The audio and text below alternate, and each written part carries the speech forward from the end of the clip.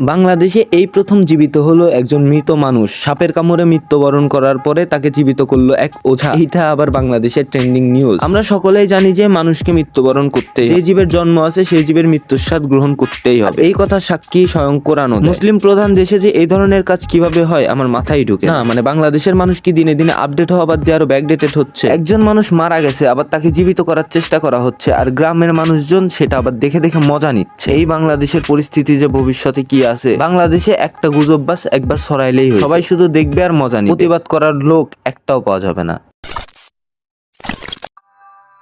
মৃত ব্যক্তিকে জীবিত করছে ওঝা, আশপাশে দাঁড়িয়ে দেখছে শত শত কৌতূহলী দর্শক। এইগুলাকে কৌতূহলিক দর্শক বলে ভুল হবে, এইগুলাকে বলতে পারো তোমরা কৌতূহলিক সাপ। মরা ব্যক্তিকে কি আর জীবিত করা যায়? এদের মাথায় কি এইটুকু জ্ঞান নেই? সাপের কামড়ে মৃত ব্যক্তিকে জীবিত করে তোলা হবে, ওঝার এমন দাবির পর বুজরুকি দেখতে জড়ো হন হাজার হাজার মানুষ। স্থানীয়রা বলছেন, অলৌকিক ঘটনা দেখা তো দূরে থাক, কখনো শোনেননি এমন কথা। এমন কথা আমরা শুনবো কিভাবে? কারণ আমরা সকলেই জানি যে মরা ব্যক্তিকে কখনো জীবিত করা সম্ভব না। আমরা সকলেই জানি যে মানুষ মরণশীল, সবাইকে মৃত্যুর স্বাদ গ্রহণ করতেই হবে। যে জীবের জন্ম আছে সেই জীবের মৃত্যু অবধারিত। তারপরেও এরা কিভাবে এইসব বিষয় বিশ্বাস করতেছে, আমার মাথায় তো এইটুকুই ঢুকতেছে না। চলতে থাকে সামাজিক মাধ্যমে দেদার গুজব আর শেয়ার। দিন পেরিয়ে মাঝরাত পর্যন্ত কাণ্ড চললেও তাতে বাধা দেয়নি স্থানীয় প্রশাসন। না ভাই, একটা কথা বলো যে এইসব প্রশাসন বাধা দিবে কিভাবে? কারণ এইসব প্রশাসন তো গু খেয়ে পড়াশোনা করে। বাংলাদেশের মানুষ ধীরে ধীরে শিক্ষিত হচ্ছে, কিন্তু চিন্তাধারা এখনো সেই আগের যুগের মানুষের মতোই রয়ে গেছে।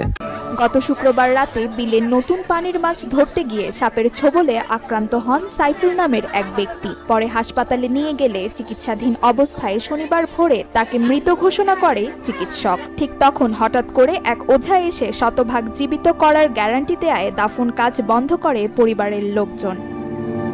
ভাই, আপনারা কি বুঝেন না যে মৃত ব্যক্তি কখনো জীবিত হয় না? কি বলবো, ছাতার মাথা, বাঙালি জাতি আজীবন থেকে যাবে গাধা। এর পরিবারের লোকজন হয়তো বা আবেগের কারণে এই ধরনের কাজ করছে, কিন্তু বিবেক দিয়ে যদি ভেবে দেখে তাহলে একটা জিনিস এদের মাথায় রাখা উচিত, যে মৃত ব্যক্তিকে জীবিত করা আর আল্লাহর সাথে নাফরমানি করা একই কথা। এই জন্যই বিপদের সময় আবেগ দিয়ে নয়, বিবেক দিয়ে কাজ করতে হয়।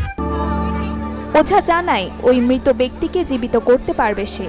পরে আপনাদের কি গুগল পিক্সেল 7 Pro একদম ফ্রিতে লাগবে? যদি দরকার হয় তাহলে আমার এই ভিডিওটা দেখার পর এই ভিডিওটা দেখে আসবেন। এই ভিডিওর লিংক নিচে কমেন্ট বক্সে দেওয়া থাকবে, গিয়ে একবার হলেও দেখে আসবেন, এবং কিভাবে জিতে নেবেন সেটা পুরোপুরি বলা আছে এই ভিডিওতে। পরে তার কথা মতো নিয়ে আসা হয় কলা গাছ, সেই সাথে কলসি ভর্তি দুধ সহ নানান সরঞ্জাম। এরপর একটি খোলা মাঠে সকল সরঞ্জাম নিয়ে শুরু হয় কাজ। এরা নিয়ে আসছে দুধ আর কলা গাছ। দুধ আর কলা গাছ নয়, নিয়ে আসা উচিত ছিল পিঠে বাঁধার জন্য একটা সালা আর পিটানোর জন্য একটা শলা। একটা লোক আছে এখানে উজা মমিন সিংয়ের, সে আয়েশা বলছে যে আমি ঠিক করতে পারবো ইনশাল্লাহ। চেষ্টা করার পরে বলছে আমি ঠিক করতে পারবো, আমার ওস্তাদও আসতেছে।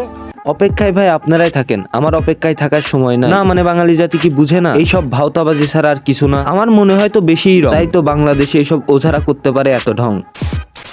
এই বিষয়ে মতামত তোমাদের কি? তোমাদের মতামতটা একটু কমেন্ট বক্সে জানাও। তো গাইস, ভিডিওটা আজকে এই পর্যন্তই থাক। আমি ফেস ক্যামের সাথে ভিডিও বানাইতে পারতেছি না, কারণ বাইরে অনেক বৃষ্টি হচ্ছে, আর বৃষ্টির কারণে আমি ভিডিও রেগুলারলি আপলোড করতে পারি। যখন সবকিছু ঠিকঠাক হয়ে যাবে তখন থেকে আবারও ফেস ক্যামের সাথে আমি ভিডিও বানানোর চেষ্টা করব। সো হোপসো যে তোমরা আমার চ্যানেলে নতুন হলে আমার চ্যানেলটিকে সাবস্ক্রাইব এবং পাশে থাকা বেল আইকনে প্রেস করে অল অপশনে দাবিয়ে দিবে। আর আমার সাথেই থেকো, কারণ তোমাদের সাপোর্ট আমার প্রচুর পরিমাণের দরকার।